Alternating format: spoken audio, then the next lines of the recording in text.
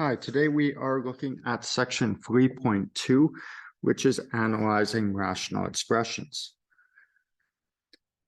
So a rational function takes the form of y equals f of x over g of x, where both f of x and g of x are polynomial functions. Now, because we cannot divide by 0, we also have a restriction that g of x cannot equal 0. So a reminder, non-permissible values are values where a variable cannot equal, and can, in the case of rational functions, they can have two different possible effects on our graphs. So case one, the numerator and denominator have no common factors. So we have this polynomial in our numerator, this one in our denominator. We can see that we don't have anything that cancels out, so we have no common factors. So because nothing canceled out, at our non-permissible values, which would be -1 and -3, we would have vertical asymptotes. Now those vertical asymptotes, because they're vertical, are given by x equals and at our non-permissible values. So x equals 1, or sorry, -1, and x equals -3.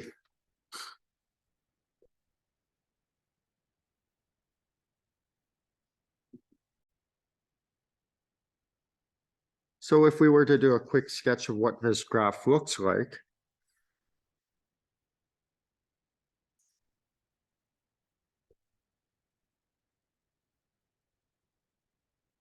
we would have a vertical asymptote at -1. And we would have another at -3.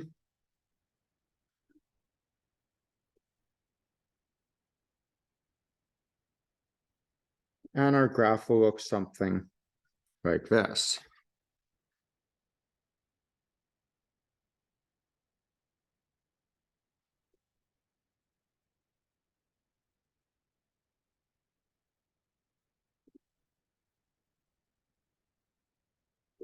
So we had nothing that canceled out, so our non-permissibles didn't cancel out, so we create asymptotes at those values, and then sketch the rest of our graph in. So that's a case if they don't cancel out. We have a case where they do cancel out. So our numerator and denominator have common factors, and non-permissible term is factored out. So for example, we've got identical terms here and here. When we've got x plus 2 times x minus 3 over x plus 2, our x plus 2's cancel out, leaving us y with y equals x minus 3. Now, even though those canceled out, we still have our original non-permissible value of -2, so that has to be accounted for. But because these cancel out, we are not going to have a vertical asymptote. Instead of that, we get a whole instead. Now, if a non-permissible value becomes the x value of our whole, to get the y value of our whole, we substitute the non-permissible value into our simplified equation. So our simplified equation is now y equals x minus 3. So we'll substitute our -2 into that. So we've got -2 minus 3. So we get -5. So our whole is at -2, -5. So if I was to graph this out, usually I mark my whole with just an open circle.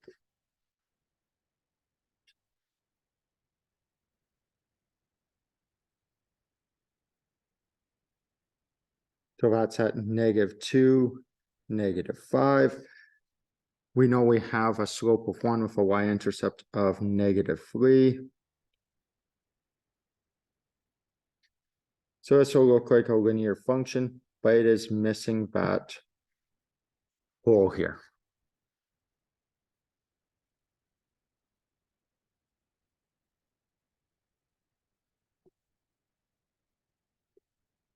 Okay, first example, determine if each equation has a vertical asymptote or a whole and the locations of those features.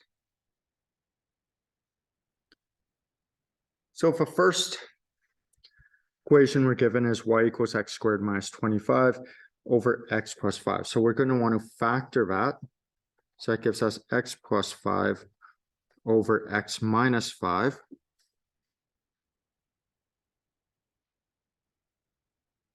Over x plus 5. Now those cancel out. Our non-permissible value was -5. So our equation is now y is equal to x minus 5. So we are going to have a whole because those canceled out, but we need to put that non-permissible into here. So we have y equals -5 minus 5, so that's -10. So we have a whole at -5, -10. Okay, on to the next one. We have y equals 4x plus 2 over x minus 2. So looking at this, we can factor a 2 out of our numerator. So that gives us 2 times 2x plus 1 over x minus 2. So nothing cancels out. We have a non-permissible at +2 for x. So we have a vertical asymptote.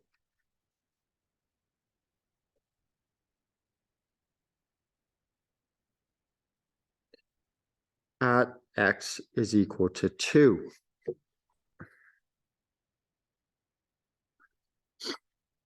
Okay, last example on this page.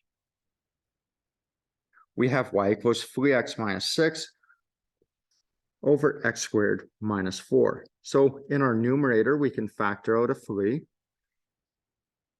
And then our denominator is a difference of squares. So that's x plus 2 times x minus 2. Now looking at this, we have non-permissible values at -2 and +2.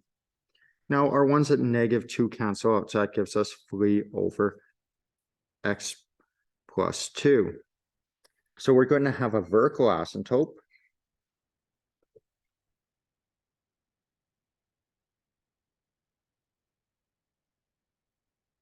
For this one that did not cancel, so that would be our non-permissible value of -2.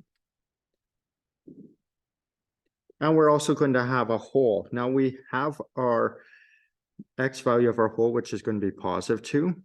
So we need to figure out what the y value of it is. So we've got y is equal to 3 over 2 plus 2. So that would be 3 over 4. So we have a whole at 2, 3/4.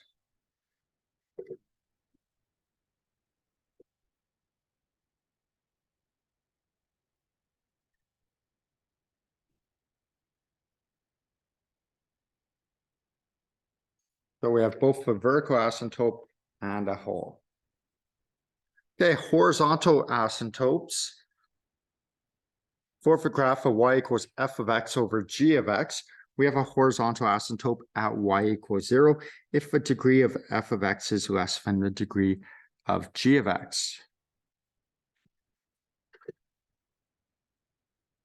So in other words, if we have higher exponent in our denominator than the numerator, our asymptote will be at y equals 0. So some examples of that would be, say, y equals x plus 1 over x squared minus 4.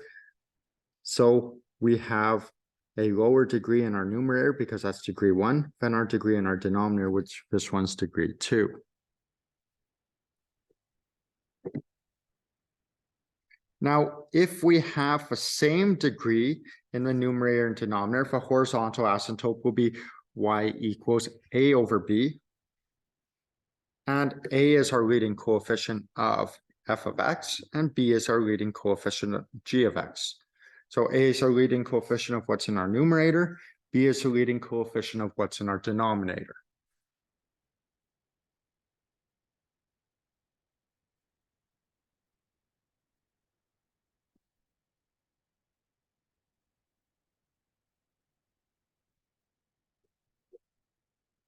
Okay, so we'll look at some examples. So where's the horizontal asymptote? So in this first one, we have degree 1 in the numerator, degree 2 in the denominator. So our denominator is a higher degree, so it's going to be at y equals 0. This next one, we've got both degree 2, so it would be our coefficient of this one, which is technically a 1 over our coefficient of this one. So we have y is equal to 1 over 2. This one's a bit trickier, but we have to recognize that when this is multiplied fully out, we're going to have a 3x cubed term out front here. So they're both going to be the same degree. So we'll take the leading coefficient. So we have y is equal to 3 over 1, which simplifies to 3.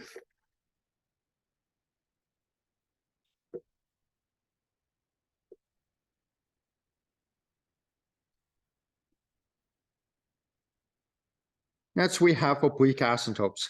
So these are asymptotes that take the form of a linear equation.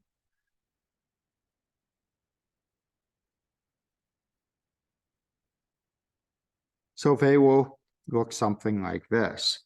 So they will have a y-intercept. They will also have a slope.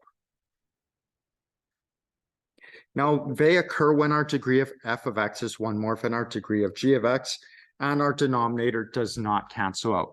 So when our numerator has a higher degree than our denominator, and our denominator does not cancel out. If our denominator cancels out, we usually end up with a whole instead. Now, to get the equation of our oblique asymptote, we can do polynomial division using either long division or synthetic division. And the quotient we get is the equation of asymptote. Now, our remainder we don't actually use for graphing. And if we did do the division and we had a remainder of 0, that means we could have actually factored something out. So we should go back, factor, and cancel things out. Okay, so use each equation to predict the asymptotes and graph.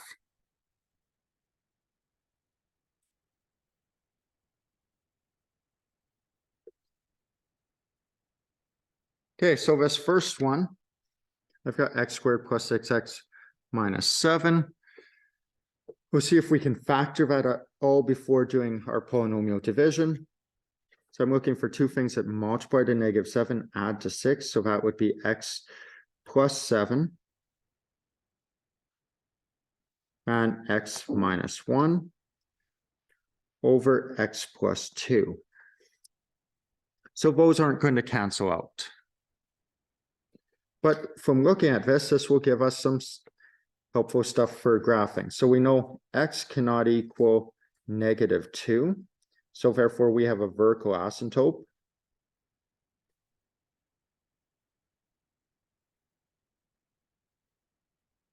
At x is equal to -2.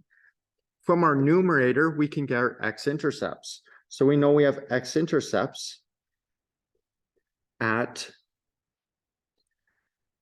-7 and +1. We can also go back to original function, get our y-intercept by substituting 0 in for all of our x's. So that gives us -7 over 2, so -3.5. Okay, so now that we've done that, we will do synthetic division so that we can get our oblique asymptote. So x squared, coefficient is 1, then we've got coefficient of 6, then of -7. Our a value is -2, so we bring this down, so that's 1 multiplied by -2. Add those, that gives us 4. Multiplied by -2, we have -15. Now, like I said before, our remainder doesn't matter. What matters is this part here, so y equals x plus 4.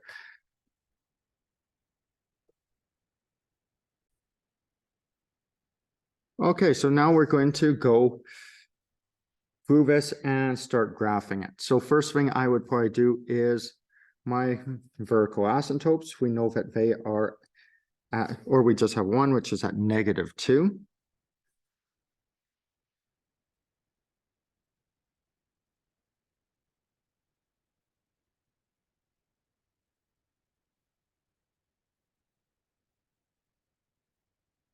We know we have an oblique one that has a intercept at 4, slope of +1.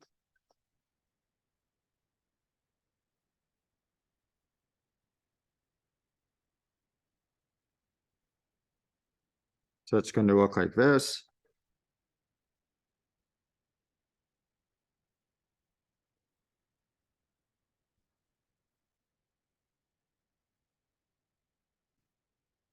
We'll then go put our other points in. So we have x-intercepts at -7.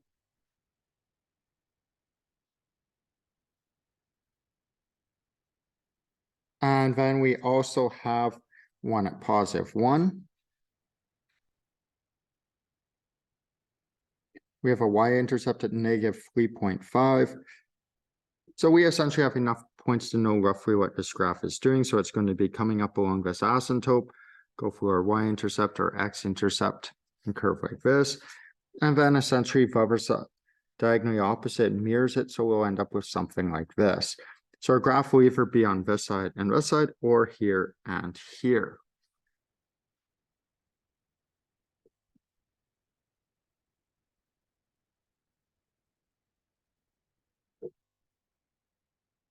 Okay, next example, we have x plus 2 over x squared plus 6x minus 7. So we'll start by factoring. So we've got y is equal to x plus 2 over, factoring this, we get x plus 7 times x minus 1. So we have nothing canceled out. We have a higher degree in our denominator than our numerator. So we know our horizontal asymptote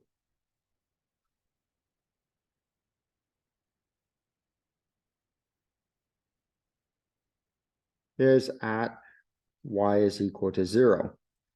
We have vertical asymptotes at our non-permissible values. So that would be at x is -7 as well as +1. Now looking at our equation, we have an x-intercept where our numerator equals 0, so that's at -2.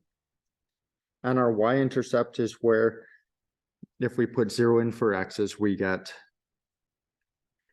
our y-intercept, so that'd be 2 over -7.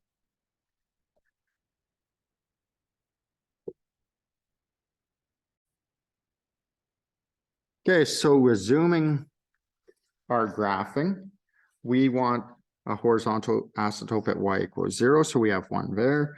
We have vertical asymptotes at -7.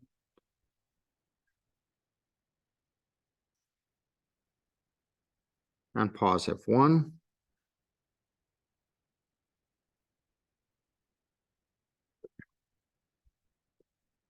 So we'll make sure that we label those. So we've got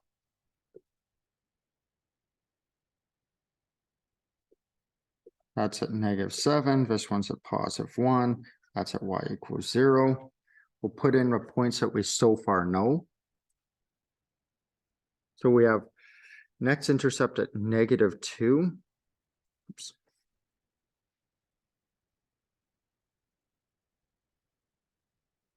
And a y-intercept at -2 over 7.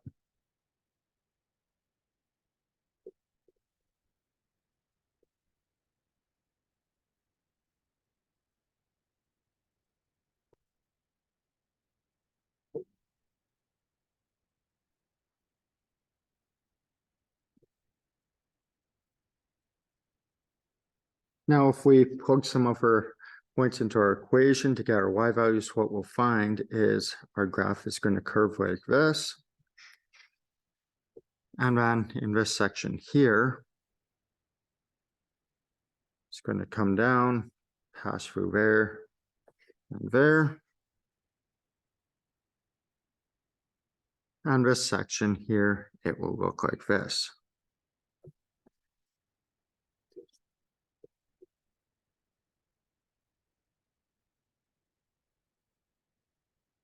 Okay, some more examples. For each equation, determine the non-permissible values and locations of any holes or vertical asymptotes, equations of any horizontal or oblique, and our domain. So our first one, we have y equals x minus 4 over x squared minus 4. So we start by factoring. So we've got x minus 4 over, this is a difference of squares, so x plus 2, x minus 2. So we have non-permissible values of x cannot equal -2 or +2. Now nothing canceled out, so those are going to be vertical asymptotes.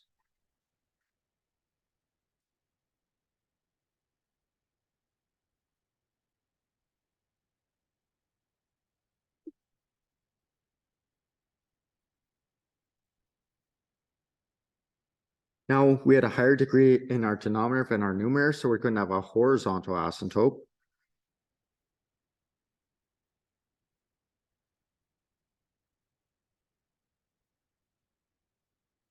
At y equals 0.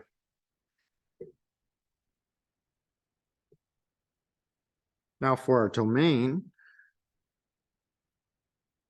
it's just going to be x is all real numbers with additional stipulation that x cannot equal -2 or +2.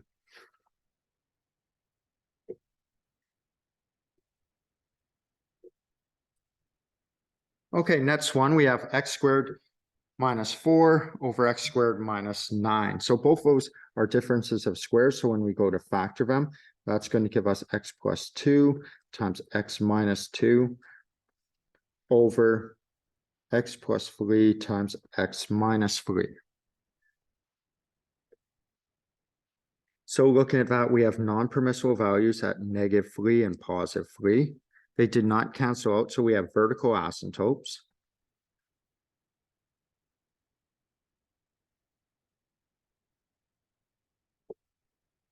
At x equals -3 as well as x equals 3.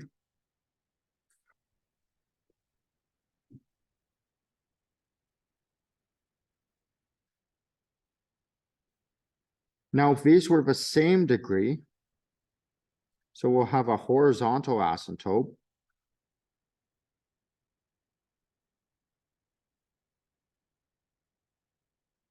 At this coefficient over this one, so at 1 over 1, so at y equals 1. Now our domain for this will be similar to the other ones. Our domain is x is all real numbers, with the exception that x cannot be -3 or +3.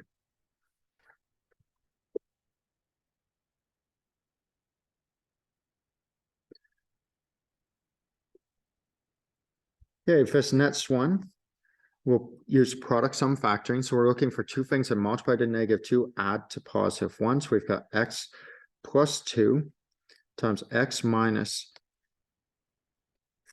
1 over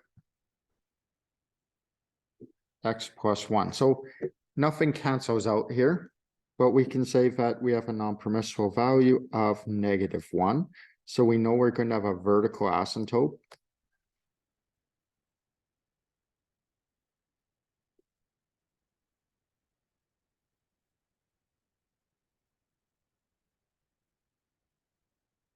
At x is equal to -1. Now, our degree in the numerator is 1 higher than the denominator, so we have an oblique asymptote. So do synthetic division. So we have 1, 1, -2. Our a value would be -1. So we bring this down, so that's 1 times -1, so that's 0. So essentially we have y equals x, so we have an oblique asymptote at y is equal to x. Now for our domain, we have x is all real numbers with the one exception that x cannot equal -1.